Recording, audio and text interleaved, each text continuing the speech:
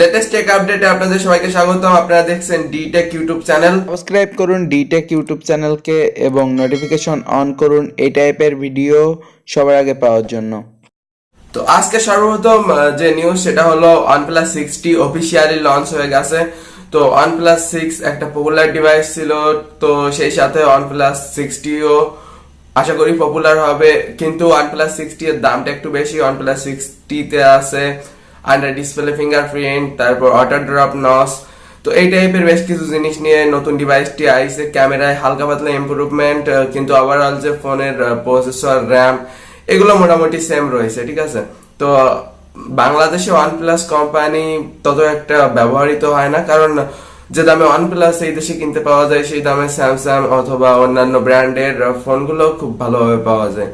তো এই কারণে OnePlus বাংলাদেশে ঠিক তত একটা পপুলার না, কিন্তু আউটসাইড কান্ট্রি গুলো অর্থাৎ ইন্ডিয়ার মতো দেশে OnePlus বেশ একটা পরিচিত পাবে। তো এরপর যে সংবাদ সেটি হলো iOS অর্থাৎ আইফোন অপারেটিং সিস্টেম 12.1 অর্থাৎ 12.1 30 তারিখে রিলিজ করা হয়েছে। তো iOS 12.1 এর নতুন আপগ্রেডে বিভিন্ন নতুন ফিচার আইছে। তার ভিতর উল্লেখযোগ্য গ্রুপ ফেস টাইম, ডুয়েল সিম সাপোর্ট। তারপর যে নিউজ সেটা হলো যারা পিক্সেল 3 এক্সেল ব্যবহার করেন, নস নিয়ে একটা সমস্যা ছিল, তো ওটার বাগ ফিক্স আইছে। তো আপনি যদি পিক্সেল 3 এক্সেল ইউজার হয়ে থাকেন তো আপগ্রেড করে নিতে পারেন। তারপর যে নিউজ সেটা হলো Poco F1, finally Poco F1 MIUI 10 upgrade পেতে যাচ্ছে এই সপ্তাহের ভিতর। তো MIUI 10 এ পোকো F1 এ বিশেষ কিছু আপগ্রেড আসবে, যেমন মনে করেন নেটফ্লিক্স অথবা অ্যামাজনে আগে এইচডি তে ভিডিও দেখা যেত না, অবশ্য বাংলাদেশে কেউই দেখে না, বাট তারপরেও বাইরের দেশের কান্ট্রি গুলোতে এটা একটা সমস্যা ছিল, যে এটা সলিউশন আইছে। আর পোকো F1 সব থেকে কম দামে স্ন্যাপড্রাগন 845 প্রসেসর দিয়ে থাকে। তো আমিও পোকো F1 ইউজ করি, তো আমার জন্য এটা ভালো সংবাদ যে পোকো F1 এ MIUI 10 আপগ্রেড আসতেছে। তারপর ফাইনালি এদিকে একটা গুড নিউজ আছে। আমাদের সকলেরই একটা সমস্যা ছিল যে অপারেটর থেকে বিভিন্ন প্রকার বিরক্তিকর মেসেজ আসতো যে এই জায়গায় রেজিস্ট্রেশন করুন, আপনার প্রিয় সুপারস্টার অথবা হিরো আলমের সাথে মিট আপ করুন, এই টাইপের বিভিন্ন প্রকার বিরক্তিকর মেসেজ দিয়ে অপারেটররা আমাদের বিরক্ত করতো। তো বিটিআরসি কে জানানো হয়েছে এবং বিটিআরসি এর বিরুদ্ধে পদক্ষেপ নিচ্ছে, এবং আশা করা যাচ্ছে আমাদের এই বিরক্তিকর এসএমএস থেকে মুক্তি পাওয়া হবে। তো আগামী মঙ্গলবারের ভিতর এর জন্য কিছু একটা করা হবে। তো তারপর যে ইন্টারেস্টিং নিউজ সেটা হলো গুগল থেকে 48 জন কর্মকর্তাকে বের করে দেওয়া হচ্ছে। এর কারণ হলো যৌন হেনস্থা। তো বেশ কিছু কর্মচারীরা মিলে বেশ কিছু মহিলা কর্মচারীদের উপর যৌন হেনস্থা করতেছিল।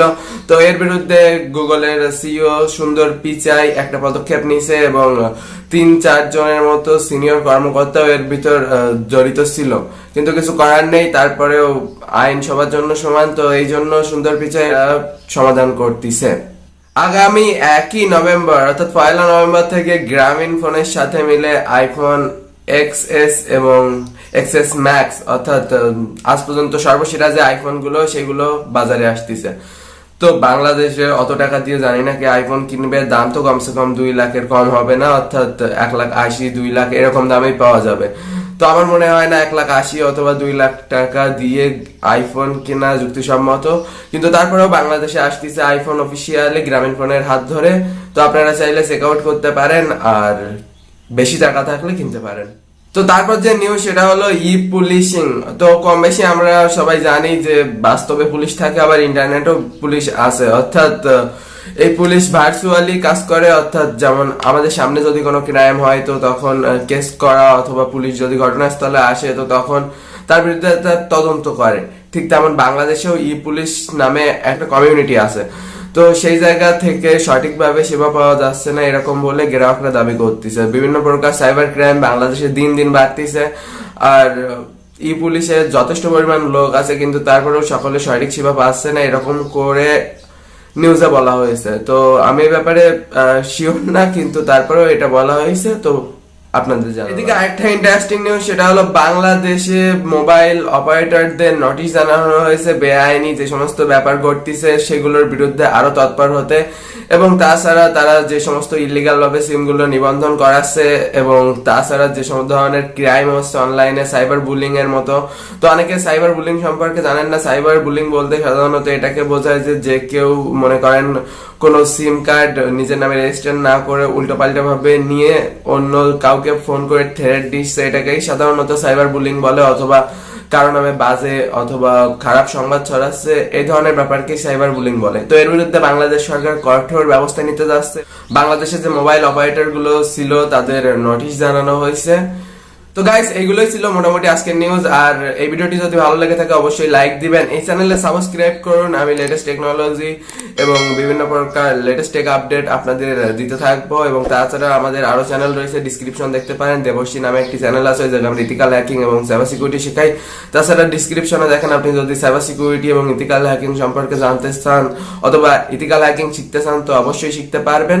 তো সবাই সুস্থ থাকবেন, সুন্দর থাকবেন, দেখা হবে পরবর্তী কোনো এক ভিডিওতে।